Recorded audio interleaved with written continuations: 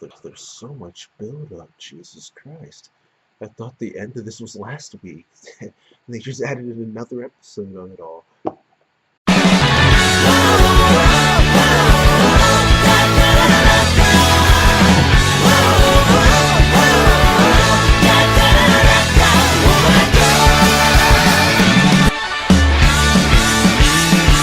Yo, you guys, this is Blacklist of the Abyss, and you're watching my review for Hunter x Hunter 2011, episode 110.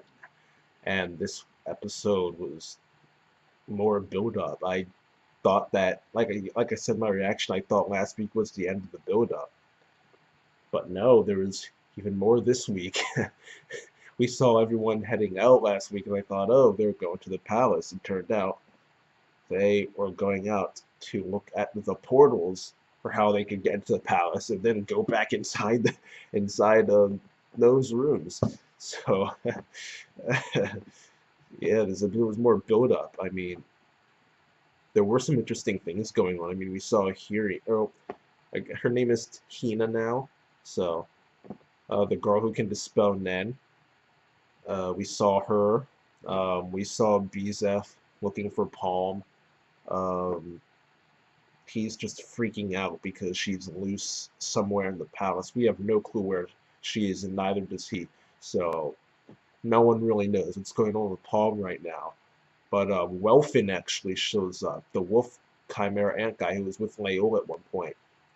And he decides he's going to help look for her because his goal is to become the king behind the scenes.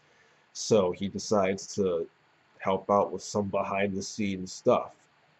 And he was going to go help find Palm, but then some more urgent stuff popped up, and that was the mystery of Nove's shoes being there. So he decides to switch cases and become the detective for that one instead. But after Welfin goes on the hunt for Nove, we end up seeing Montezuma and Miram. Miram, he's like having this, he's talking to himself, and he's just kind of just laughing, going crazy and stuff. And he starts walking away, and Yuppie starts following him because it's his job to guard him and protect the king, you know. But Miram doesn't want to have any of that, you know. He just boom, just slaps him with the tail. So he's hit for the cycle now. He's got all three of them at this point, right? And he tells Yuppie to just go away and leave him alone. So Yuppie goes over to Pitou and says that not only did Miram tell Yuppie to just leave him alone, he also told him to tell Pitou that her N is annoying him, so she should stop, which she won't because it's her job to protect him, and her N is what is protecting him, because if she lets her N down, a bunch of people are going to come in, specifically, you know, Morel and the boys, you know, because they know that they're planning something, but Miram doesn't, because he doesn't care. Whenever they try and tell him, he's like, no, must play with a girl, you know, must play with the little girl, right? So yeah, pretty much. So she ends up trying to convince him to let her keep her N up, and they go back and forth. You know, first she proposes that, you know, she create this anti-Nen field around him, kind of, where it would just block out her N, and he wouldn't have to feel it. But if she created that little area where her N didn't reach, then he would have to his movement would be limited, and he wouldn't be able to leave that small area. You know, so these two go back and forth, and they end up compromising by you know, Miram says you can keep your N up, but you can't have it come onto the second floor or higher. Right? You can have it active outside. You can have it active on the first floor, but when it comes to the second floor and anywhere higher than that inside the palace, you can't have it active. Right? And I was actually surprised that Pitou didn't bring up the fact that the guys have a teleporter, because they know that. Poof and them were talking about it. The Royal Guard in general were talking about it last week. They know that they have a teleporter, or at least that's the idea right now. they're pretty sure they have a teleporter. So I thought that she would, Miriam was kind of talking down to her and saying, your N isn't must not be as good as you think it is. If you think you need to have it active inside the palace, do you think someone's gotten in here already or something like that? So, I thought she would mention um, they have a teleporter, so they can just skip the outside N, and come straight inside the palace. Not only that, but I know she wouldn't do this because that would just make Miriam feel like an idiot, which would make him angry. Then he would probably just slap her too. But I would have loved it if Pito just kind of talked back to him and said, "By the way, anybody who did come into the palace only came in because I was busy healing you, because you're an idiot and you pulled your arm off." Well, those aren't the exact words that she should use, obviously, but that's the general gist of what I wanted her to say. Just tell, like, if someone did come into the palace, it's because my N wasn't active because I was healing your arm. So, but she, of course, like I said, she wouldn't do that because I would be talking back to the king, and he would get mad at being wrong, and he would probably just, slap her and say, "Get out of the sight." So, she couldn't really do anything like that. But this pride that Miram has, this attitude of his, he's kind of just screwing himself over. He's actually helping everyone out. All right, like everyone's gonna come out right at the stairwell and go upstairs. And if Yuppie is like asleep or something, because he was yawning, right now Yuppie's guarding the stairs, and he was yawning, so he might just fall asleep or something. And assuming that Pito's Nen doesn't go up the stairs because that's where Yuppie is, and she might assume that I don't need to have Nen where Yuppie is because Yuppie's there, he can take care of things there. So assuming that Pito's N is not right at the stairwell and that Yuppie has fallen asleep or something, they could easily just come in, go right up, and get to where Miram is. So, he's making things easier for them considerably. If Pito's N was active throughout the entire palace, then as soon as they come in, boom, they're found, and that's it. Okay, but now he's actually giving them chances where you can actually create scenarios where they can actually get up there safely. So he's actually helping them out a decent amount. Plus, back when he actually did tear his arm off, and Pito had to let her end down. So yeah, he's actually helping them out a bit.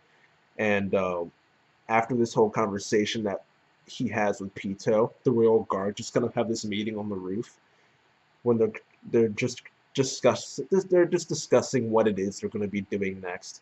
And during this conversation, Showerpoof, he mentions that one of his abilities is called Spiritual Message.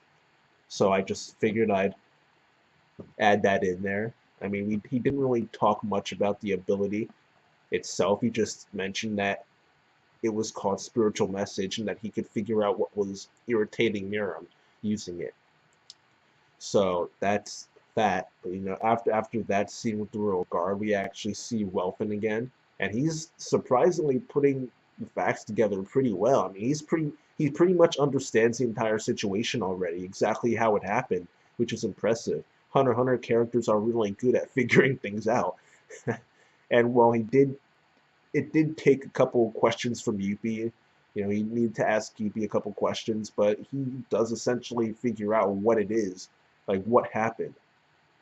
Nove came in, was going to go up the stairwell, but stopped once he saw Showerpoof's aura. Then he left after that. He's kind of got the situation down. He just doesn't know why he was in the palace. He doesn't know what he did while in the palace, other than taking the one Chimera ant. What was his name? Like something with a T, Target. Yeah, Target, I think, because the way they were talking, it sounded exactly like they were saying Target, but it's like Japanese, so it's not Target. Target, it's Target, Tarageto. So something like that. That's his name. But I'll never need to mention his name again, though, so I don't know why I'm making a big deal out of it. But yeah, he's pretty much got the situation figured out, with the exception of the things I mentioned. And he ends up going to Bizef to calm him down a little bit and to become closer to becoming the king of behind the scenes, like becoming the king behind the scenes. So you know, he whatever. It's he's not gonna be he's not gonna become a king. He's not. If any of the Chimera ants were gonna become king, they probably would have been mentioned rather early on in the series. This guy wasn't introduced to like a few episodes ago, unless he had like a cameo appearance. But I mean, like, like this guy's not gonna become king, but whatever. Um, After that scene with Welfin and Bezef, we kind of just focus on Killua, Gon, and all the other boys for the rest of the episode, and it's just more build up. I mean, Killua, he's being his normal self, overthinking things. Then Calvin's trying to tell him not to overthink things. They start arguing back and forth, and once the argument gets to a certain point, Morel steps in, and he mentions that that Miram might be reproducing, and that's supposed to be one of his goals, to reproduce, and that might be one of the reasons why he could separate himself from the Royal Guard, because that's the thing that they're arguing about, whether or not the Royal Guard would always be with Miram. So they're trying to figure out reasons why he might not be there, but be with him. But apparently they don't think about the case where Miram orders them to go away. So I mean that's like the simplest one. Well, they might have brought it up like a few episodes ago, but like I think when they were trying to figure out why Pito's end wouldn't be active, I think one of the things they came up with was maybe Miriam ordered her to take her end down or something, but I don't remember. But in this particular episode, they don't bring up the fact that the Royal Guard would leave Miriam's side if he ordered them to. Um, but yeah, they end up just the one exception they come up with is that he's reproducing, and I forgot who it was, but someone said maybe Bezef brought in those I think it was Shoot, but one of them mentioned that maybe Bezef brought in those women so that Morel, wow, so that Miriam could reproduce with them. And then they start getting this image of in their head of Palm and Miriam together. They're just like, oh wow, good thing we thought about that now instead of once we got there. Because if we saw something like that without being prepared, we would have been frozen. We would have been frozen in place, and we would have been done. All right, so that was actually pretty funny. That was actually pretty funny. But yeah, the last part of this this segment, I guess, is Killua trying to figure out why Mirim would injure himself, and Gon thinks about why he would injure himself, and he says he would do that if he wasn't able to forgive himself for something. And Morel says that if the same holds true for Mirim, then he has pride, and that he's the type of person who won't compromise. It's his way or the highway, right? So Killua, he's still worried though. He doesn't he thinks Morel summed things up well, but he still thinks he's wrong, and he's still anxious. He has this third party in his head that he thinks is involved. Plus, he thinks that the reason for Mirim injuring himself is incredibly important. So he's trying to figure out this stuff last second, because this time they finally do leave and they go inside the palace. All right, that's how the episode ends. They leave, they head out, they go inside the palace. All right, and in the preview we see them inside the palace. So stuff should actually happen. We see Netero, and we saw one of the Zoldyks, I think, like whose grandfather or something like that. I think that was him. White hair, so anyone with white hair doesn't automatically mean they're Zoldyk. But we saw his grandfather and his dad fight together in Yorknu, but it's been so long I forgot what he looked like. The grandfather, I mean. But I'm pretty sure that was him though that we saw in the preview, so that could be interesting. It looked like he was fighting together with Netero. So if Netero hired him for that job, that's definitely some firepower to help him, to give them a better chance against the king, that's for sure. Because Netero alone was not going to be able to do anything, let's be honest. Netero thought he was weaker than Pito. So if he's weaker than Pito, then he's definitely weaker than Miram. He just would not stand a chance. So yeah, that's it for the episode. I'm just talking about preview stuff and what could happen next episode in 2 weeks. But or is it? Yeah, 2 weeks. So yeah, but that's it for the episode. Overall, I'll give it a 6.5 out of 10 because it was for me the best part was seeing Welfin put things together. To be honest, that was the best part for me. The stuff with Kahlua and everyone else. I mean, we've been seeing that same thing for a while now. Them putting stuff together. So it was good to see someone else put things together. Um, but I mean, there's I mean, what was there in this episode? I mean, Komugi showed up for like 5 seconds. Hina had like 5 seconds for no reason. She thinks that Layola's still alive, so I mean, I guess that's something. She's not aware of his death yet. Then Welfin might not be either. But I mean, it's just this. It was just. It felt like this episode was just buying time. I don't know. It just felt like it was buying time. But I'm just gonna give this episode a 6.5 out of 10. I mean, I enjoyed it, but still not. But it felt like it was buying time. That's all I can really say. It felt like it was buying time. Anything else would just be redundant. But yeah, that's it, you guys. This review went on way too long. Um, Rate, comment, subscribe, and have a good Christmas or whatever holiday it is that you celebrate around this time of year. See you guys next time.